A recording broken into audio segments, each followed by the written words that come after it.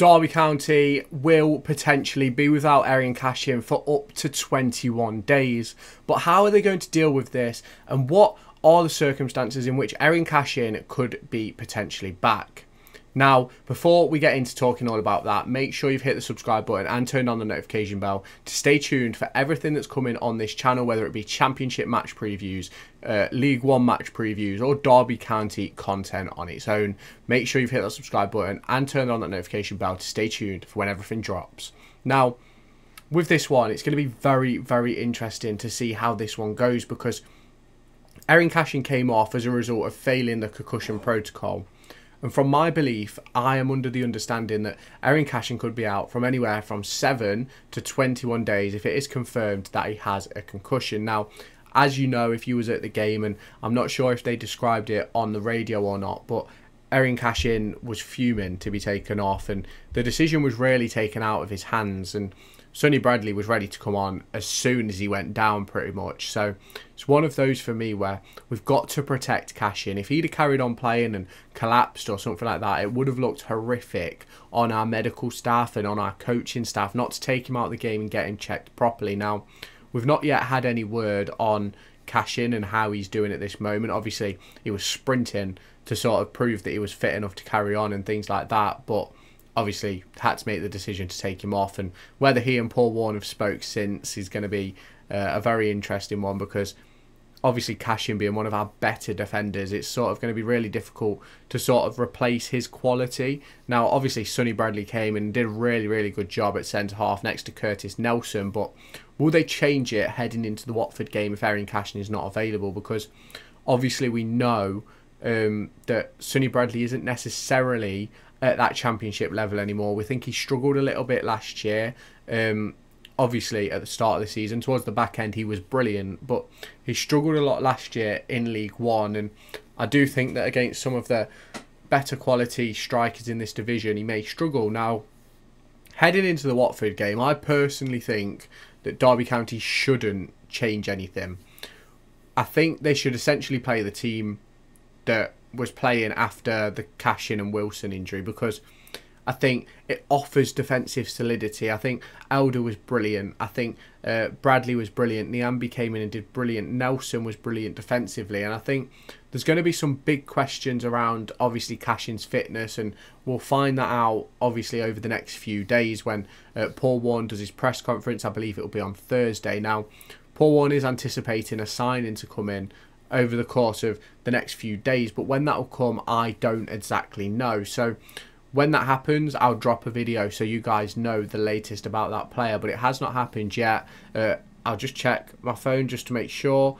No, the signing has not happened yet, but he's expecting a midfielder to come in, and obviously we need an extra midfielder because we need some more creativity in there, because obviously despite the fact we won the game at Middlesbrough and took our only chance, we didn't necessarily create anything else, and that's going to be a big worry across the course of the season if we're struggling to create chances. Now, we scored from open play, which is massive, it's progression, but we've got a lot to do this season, and there's obviously a few big decisions for Paul Warne to make across the course of this game, because how can you sort of save David Ozo but also make sure you get the most out of him, because he can't play 46 games in his first proper senior campaign, can he? So that's something which is going to have to be dealt with.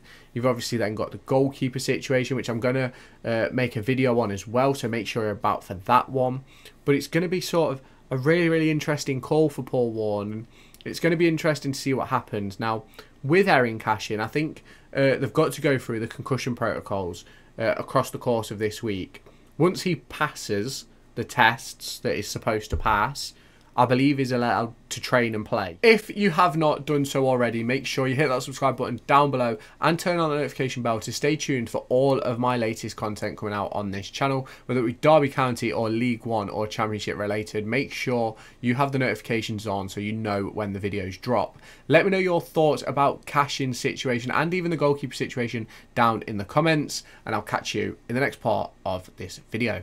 But if he fails, they then have to wait another 7 days. Now, I'm not sure if they've got to wait 7 days from Saturday, because obviously they had to sub him. So if they have to wait 7 days from that, he's out versus Watford. If that's not the case, he may be available. Obviously, we'll hear more from Paul Warne when he does his press conference, but it's a massive, massive decision to be made for Paul Warne about how he goes about things, because you can stick to the 4-3-3 that we've been using with Ozzo sitting, Osborne and Kenzo sort of roaming ahead in like 8-8 positions, or you could drop it into a 3 and bring in Joe Ward on the right hand side. You can still keep your midfield 3 and bring Mendes-Lang and Jackson narrow. Now, I don't necessarily think Jackson and Mendes-Lang narrow is smart in an attacking sense, but I can understand adding the safety for the back line, and that's obviously something which is going to have to be sort of discussed and worked on by Paul Warne and the coaching staff this week, if that's something they're going to look at. And obviously there's a lot to go for with it, and it's hard to sort of discuss because Cashin is such an important player, but we defended so well without him. And if we go and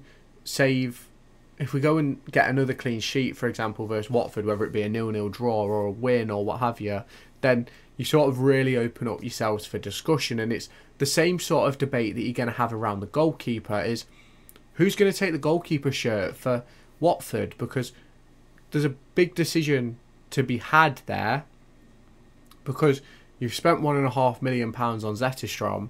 Vickers has just had a masterclass. What is going to happen?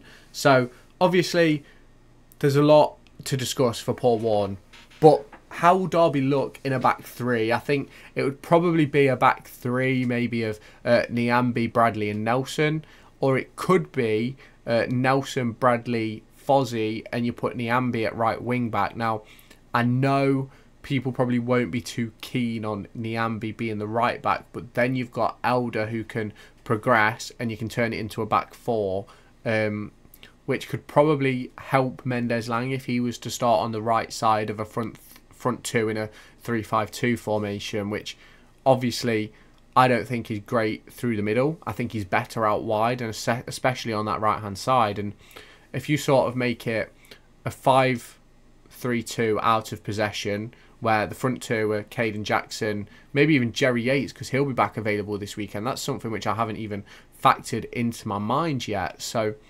obviously you've got those decisions to make. You could probably go Jerry Yates and Caden Jackson as the front 2, and you can have Jackson push out on the right. You can have Elder push up on the left. Fozzie go into sort of like a left back position when we have the ball, and then obviously without the ball, Elder can drop in, Fozzie can go narrow, and Nyambe can push further out and step up a little bit. So there's obviously a lot to be discussed and a lot that can happen with Derby County over the course of the next few days. And obviously heading into the Watford game, there will be a full match preview out in the next few days, probably Thursday. I'd probably say Thursday. It'll be out Thursday morning, maybe Thursday evening, depending on what's going on in the transfer market. So make sure you keep your eyes peeled for that, and make sure you hit the subscribe button and turn on the notification bell to stay tuned for when that video drops. But let me know your thoughts down in the comments. What would you do with Cashin?